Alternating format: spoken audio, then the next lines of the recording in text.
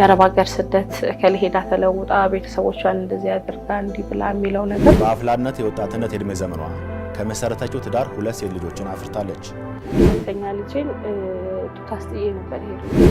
በጎረቤት ሀገር ሱዳን ስትደርስ ነገር ዓለሙ ተደበላለቀ።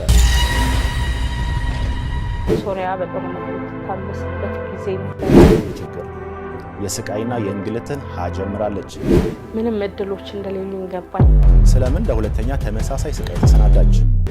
ድኛ ሀገር ገብቼ ልጆቼን አይሆን የሚል የራሴ